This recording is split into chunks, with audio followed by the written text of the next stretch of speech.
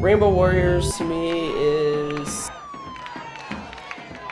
young people, LGBT youth getting together and just fighting the oppression going on.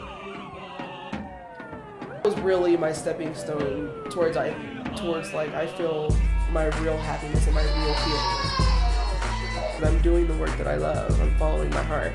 And I think that that's really important. Don't let people stop you from doing something that you love. I think we're all warriors. We are Trayvon Martin! We are Trayvon Martin! We! I think my purpose in life is love. I think we're all warriors. We just have to find it within ourselves and recognize it and not be ashamed of it or not hide it. I'm Trish. My nickname is also Trash from Greeley, Colorado. I like slam poetry a lot. I guess I'm a poet and a visual artist. It becomes a part of me, like it's a part of my limbs basically. It's like a part of my soul just stretching outward out of my body. One medicine that I can offer to the world is my laughter.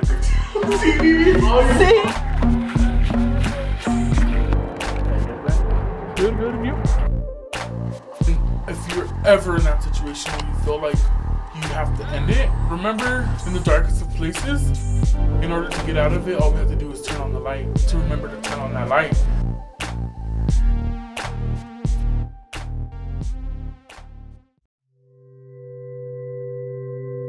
We're supposed to come together in unity to help heal ourselves and help heal Pachamama, the earth.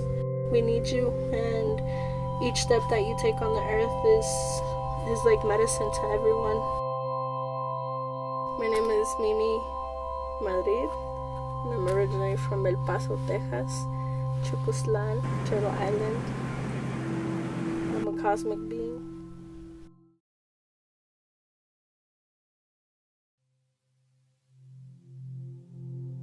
We are the Rainbow Warriors. These are our true accounts. These are our stories, our visions, and prayers. We leave with you our life legacy.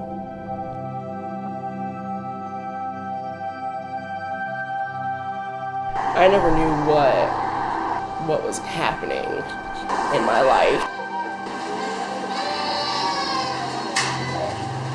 We never talked about like sexuality. We never talked about sex. We never, talked about any of that. I always knew that, I was always attracted to females and things like that, but I never knew what it was called. I was really naive when I was young. Freshman year, I had the chance to go to public school, and that's when it all came out. And she was my first for everything. She was like my joy, and I would do anything for her. It was hard, after my parents found out. The reason my mom found out about me, because she was listening on a phone conversation. So the fact that I had to come out that way was really hard. When it comes to my parents, I can't really talk about things like that. I can't talk about the people that I date, because they don't support my sexuality. History that being little, I didn't know what it meant, and it didn't have no meaning to me. But now as I'm older and I know like what Mexicanos are mestizos, and now it makes sense to me. I think the biggest thing that I had to fight for was like being happy with myself, and that's like on a physical, spiritual, and everything. My family, like half of them is cool and some of them ain't. Like some of them just like won't even talk to me when they see me. Like I don't know, they're just so against it that they don't even acknowledge me. I didn't like the fact that I was bigger, and I didn't like the fact that I was dark, and I didn't like the fact that my hair was is kinky and curly, and I didn't like a lot of stuff about me. I have some cousins that I was really close to, and they don't talk to me no more. Yeah, it was I would say a couple years ago, I was 16 and things were just going horrible. And I felt like nobody was there, and I just felt alone really, and that thought came across my mind. I got kicked out of my house, staying at people's houses. I was scared, I felt alone, hopeless. I didn't know what to do. So it came across my mind, and it did, and that was my situation.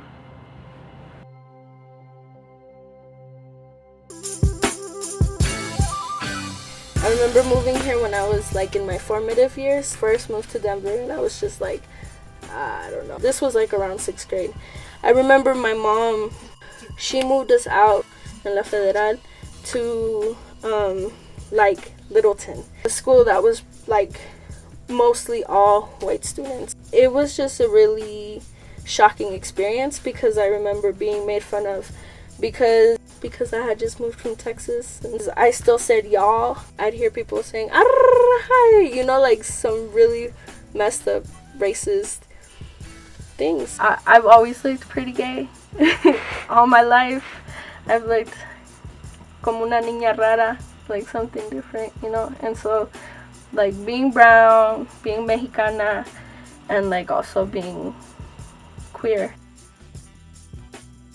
I was still always seen as like this aggressive, like mean looking person, when in fact I was always like shy and scared, just kind of losing myself in so many different worlds, and yeah, just scared and a little lost because I felt like I was being squished in between two cultures.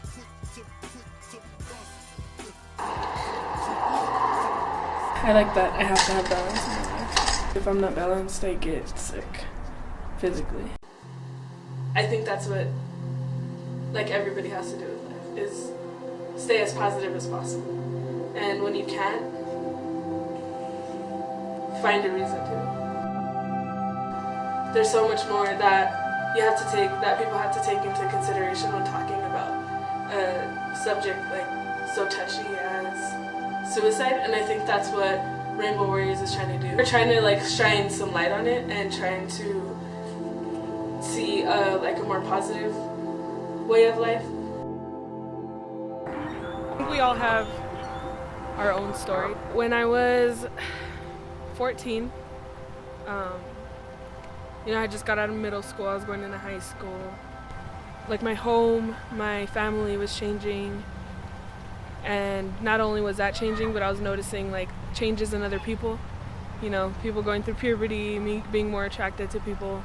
Not just like boys, but also I was attracted to girls. I was attracted to, transgender people. I was attracted to people in general. I'd been going through it my whole life, but I was kind of pushing it aside. But I was at the point where I wanted to, start trying to find love, start trying to be with someone. I grew up in Texas, and knowing that over there it wasn't welcome, and thinking that over here being queer probably wasn't going to be welcome either, I was scared. Nobody in my family would accept it, but why was I able to accept it, And so I thought I shouldn't be like this, I shouldn't be accepting this. And I had no support, I had no family to be there for me, no friends because I had just moved. I've always been like infatuated with the idea of love, but had never really like allowed myself to love or be loved.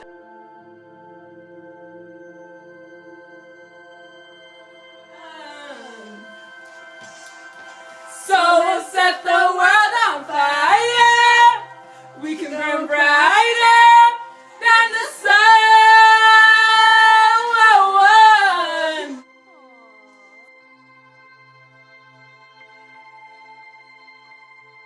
Thank you for tuning in to Rainbow Warriors.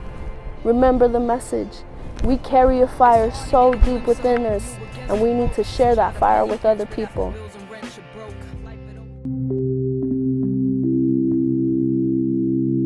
We graduated in 2007, and I moved to Colorado to go to school.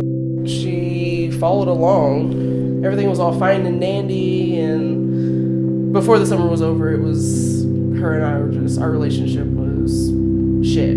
It didn't make me feel good inside to know that I had been with this person for so long that they would start saying all these things about me. My first love, and we'd always talked about having kids and getting married and, things like that. So when I lost her, my whole world was just shattered. It was like that was supposed to be my rock. That was supposed to be the person that stayed by my side through everything. And once that person was there, it was like I was lost. I was lost in the dark. I didn't know what to do. I didn't know who to turn to.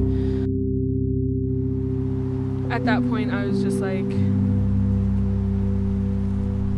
I'd rather cease to exist than have to go through all this by myself, have to, you know, lay in bed every night knowing that who I was telling my mom I was, who I was telling my family I was a lie.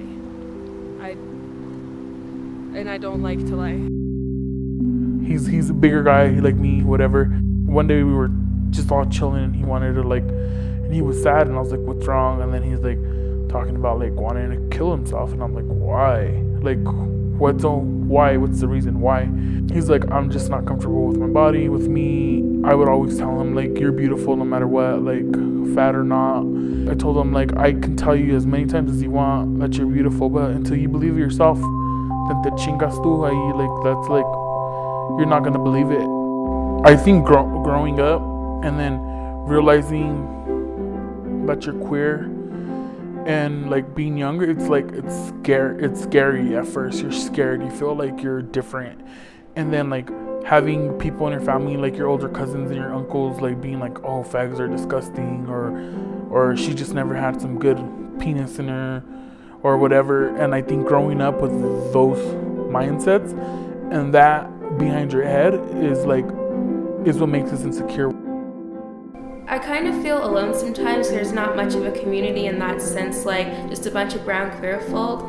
I used to be suicidal as hell, and I actually got put in Denver Health adolescent psych ward for that. When I was in the psych ward, they tried to give me the whole your brain is broken and it's not producing enough serotonin kind of way. Like, I think that my brain wasn't producing enough serotonin, but like I think that happened because there are a lot of bad things that happened in my life. Like, not because my brain just decided, okay, I'm just gonna fall apart one day. Like, no, it's because like there are things that I really must like happen that mess with my head and mess with my spirit too. I do have early memories of suicide. So I tried, not just once but multiple times I tried. At that point I was ready to like just delete myself from the face of the earth and hopefully come back as someone who was normal. So I thought. My mom, she, at the time, the person that she was with, like, he was a manipulating, abusive man. He had a lot of problems with that. He couldn't believe that my mom as a woman had more money than him or was getting us out of an interesting situation. And so, whoop-de-woo, fast forward my 8th grade to like my freshwoman year, a lot of different things were happening at the same time and things that happened in our family. My sister was physically abused, you know. She got taken to the hospital and given like 13 stitches in her head. My brother was kind of like neglected by him. There was like some sexual abuse going on as well. Especially like when I was being sexually abused by my own cousin and just emotionally abused too by that. I felt like it was my fault because I couldn't talk about it to anybody. I felt like it was my fault because it was happening to me. Like, I really didn't know where to go because I could have created a million reasons why it was my fault. Like, the inner angry child inside said, you better speak up, but then just like, I also felt that I needed to shut up in order to survive. And I didn't know whether to save myself and say something or save my family's happiness and unity in spite of me. I don't know, it was just really trippy. It's like, it's kind of promoted, you know? Suicide is promoted in our society. I didn't mean to sound like a twee little grungy teenager just saying all this, but like... Gay bashing and bullying is a growing trend. In Providence, Rhode Island, hanged himself in his dorm room days ago. We're young people like us who do experience it, who do experience homophobia, who do experience transphobia, and it's too often leads to suicide. He is one of at least 5 gay teens to kill themselves across the country in the last 3 weeks alone. From Texas. We've lost a lot of sense of our beings. Like, we've just focused on money and then just like temporary shit. Like, money's just paper. We kill other people and then we like lose our own lives and our own sense of self over it. No mother should ever have to bury her child, but that's what Jacqueline Elizares has to do. Her teenage son Brandon committed suicide after being bullied for being gay. Brandon was found dead one day after a bully reportedly arranged to fight him. He was only 16. You're just not queer. You have to embrace everything. You have to embrace your brown self, your black self, or whatever you want to embrace. You have to embrace yourself as a whole. So that's my first message. We live in, like, it's also, instead of evolution and revolution, it's devolution, basically. Like, it's a lot of devolving, consumption. All we want to do is consume and eat until there's nothing left, even at the expense of the rest of the world. We need to teach our kids to think before they speak and think before they act, because in this case, words kill. A young life ended much too soon. We need you to build the future that we want. So please stay with us. Forced to go to counseling, and just one day in counseling, I couldn't take it anymore. I felt like I was more of a statistic instead of a human being. You're cutting yourself, and not only are you putting yourself in danger, but you're putting other people in danger that are on this campus. And that's how they thought about it. I thought about suicide all the time. I used to cut and burn myself because I felt like that was the only control I had over my life, and I can control what I felt like. I could control pleasure and I could control pain. I used to cut myself, like hurt myself to maybe just, drown my mind from having to face another day of being different than everybody else. I have this plan in mind. I was living alone at that time too, and I was living in somebody's basement. So if I would have done anything, nobody would have known. Nobody really knew where I lived. I found all the medication and I just decided, this is going to be the easiest way to go. This is going to be, people will think it was in my sleep and it wouldn't be a big deal, I thought that suicide was an answer. I just had this plan that I wanted to go home after school and just hang myself. I didn't want to be around anymore. I couldn't handle it. I know my mom would miss me, I know my family would miss me, but it would be a lot less pain for them for me to just disappear than for me to come out as queer. I think what kept me from suicide was and is that I'm an older sister. At that time, my brother had just been born, and he was like an angel for me. And I felt like my body being destroyed and my spirit being destroyed and my mind being confused. I still had my baby brother there to hug and to hold, and I had already gone through, the counseling, and it felt like I wasn't going to get any better. They put me on depression pills, antidepressants. There's a lot of stigmatization in the medical industry. They just give you a bunch of pills and then they just say, oh, you're on your way, all right, bye. No, you better treat me like a damn human being instead of just a statistic. I want to be a statistic was when I was thinking about it and I felt depressed and I was in this mood. My best friend's grandma was the creator or God's not gonna throw things at you that you can't handle, and that they know that you're gonna be able to move on from this. So this is just a test to test your character and test yourself as a person. My sister, because while all these things were happening, I was really mean to my sister. It wasn't terrible things that I did to her. It was just really mean, unsisterly type of things. And I think that there was a moment in time when I realized holy crap, I hope that what's happening to me is not happening to my sister, because she's my blood and that's my sister. She's a piece of my soul. And I was just I was amazed that I had sunk that low. I never thought that I was ever going to go through something like that over somebody.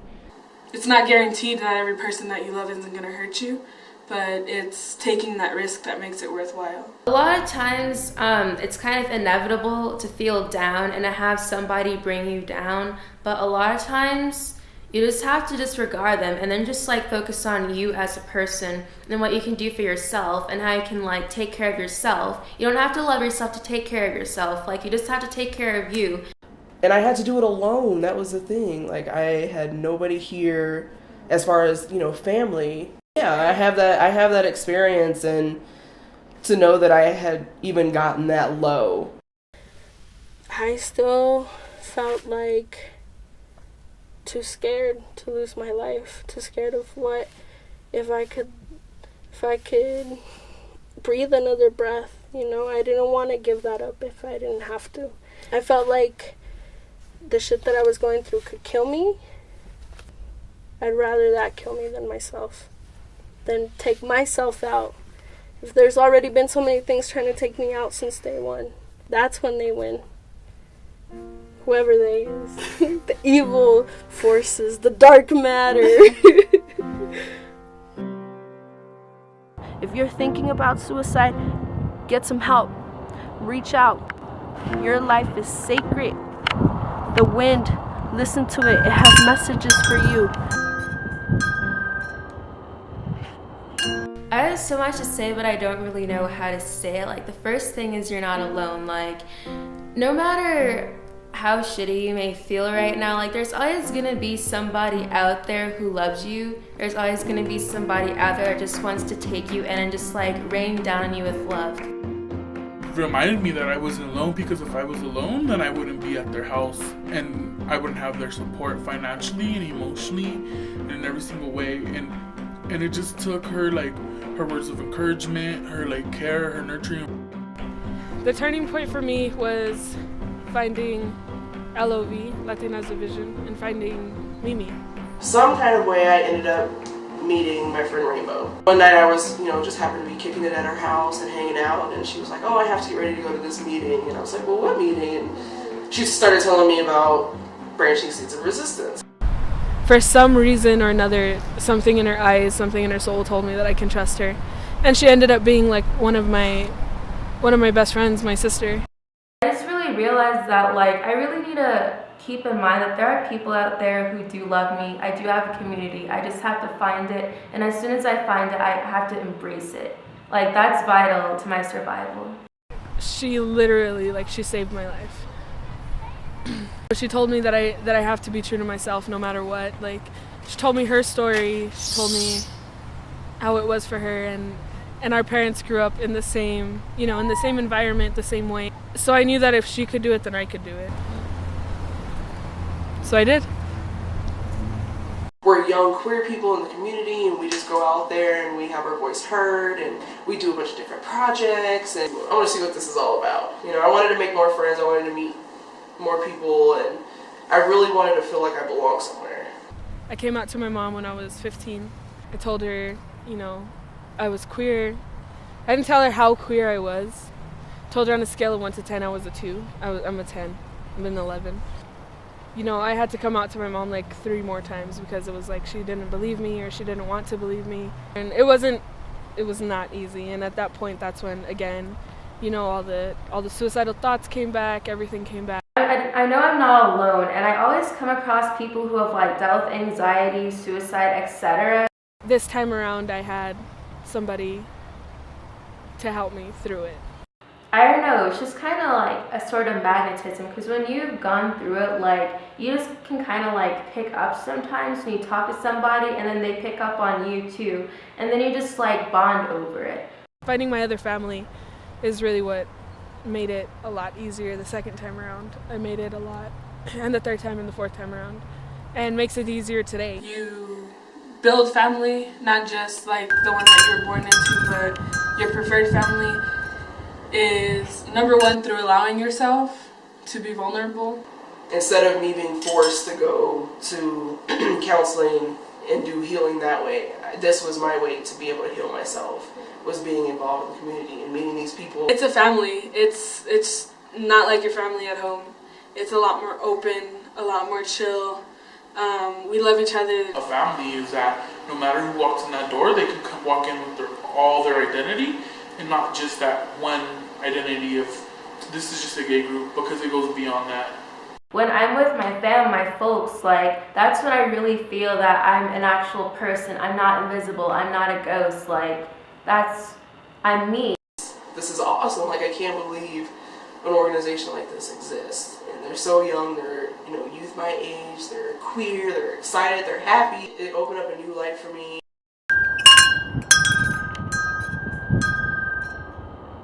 The drawing and poetry was looking from within, and then going out and trying to find a community was looking outwards too. So like outwards and within, like it's a perfect yin balance actually. Like I started reading Audre Lorde, Sister Outsider. It's a damn good book. It gave me kind of a community, like I have to use the experiences and just reflect on the experiences of my other sisters and try to use that for myself too. I feel like writing and words and being able to reflect and being able to write down my story was a part of what saved me. It's like when I draw, a lot of times I try to draw out my pain on the paper, just spilling everything out. It was really healing actually. I had part in saving myself. I was going through some crappy times, and so sometimes the worst times make for the best poetry.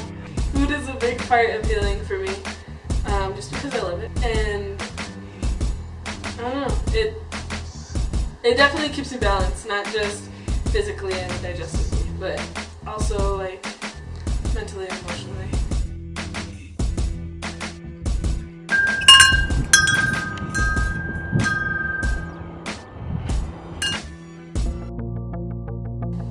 Push forward your joteria. Just push the boundaries of things. And if you're making people feel uncomfortable, oh wow, that's a good thing. So much that you can do, just be creative with yourself and allow yourself to do that, allow yourself to open up to that.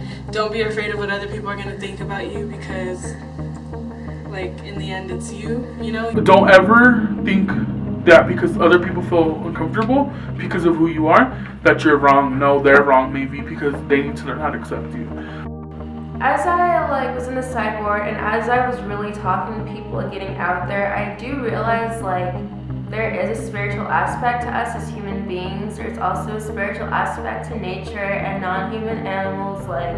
There is spirituality everywhere, and you just gotta realize that even though I kind of stopped going to church, after I left my parents' house, I still remember what they taught me. I'm a very spiritual person, and I pray and I meditate, just to find that balance within myself.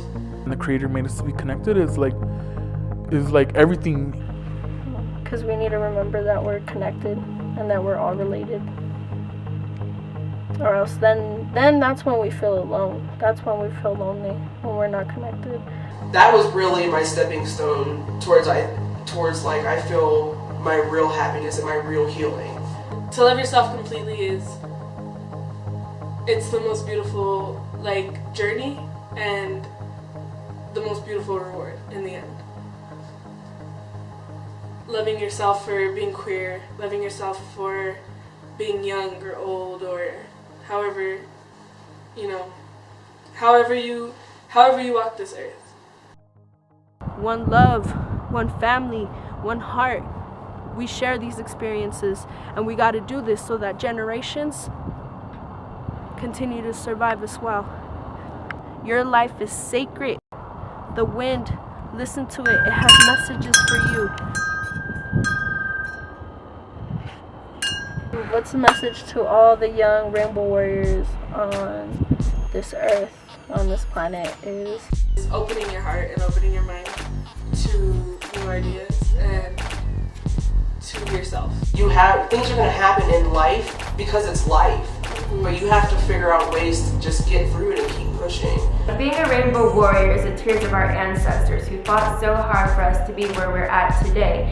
Queer youth my age that what have those elders in front of us have done and paved and changed, and not to take it for granted. And what will be is the revolution that we have to keep going on. We have to go off of what our ancestors did. We have to go off of what our comrades did to have fallen, and then carry the torch.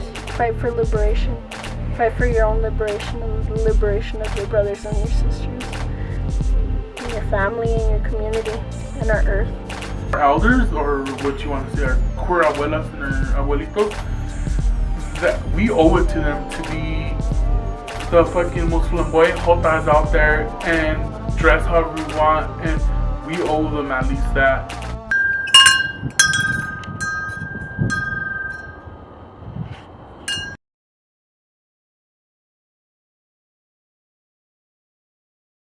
I think we're all warriors. You know, they don't tell them that they are special, and people don't know that at that point. When people are thinking about suicide, they think about the negative things about them, you know, the things that people won't miss. But what about the things that people will miss? You know, what about your laughter? What about your, you know, your jokes? What about, you know, your beauty, your love, you know? And people don't tell them that they're adding all that to the world.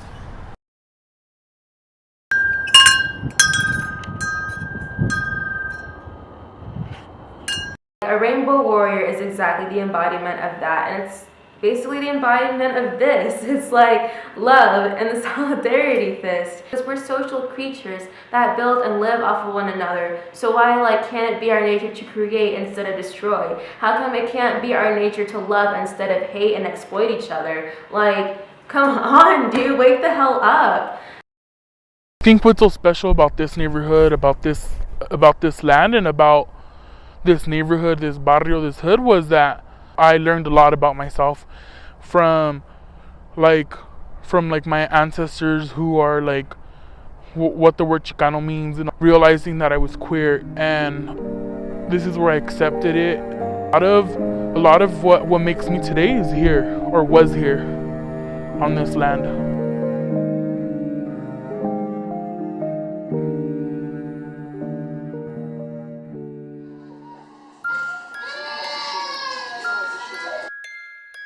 I feel like I'm slowly but surely making progress towards complete healing.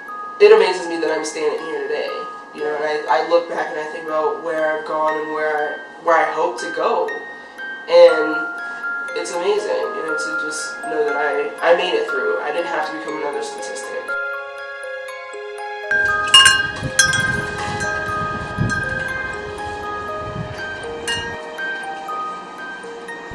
We can't even connect to a cloud or a tree or the earth.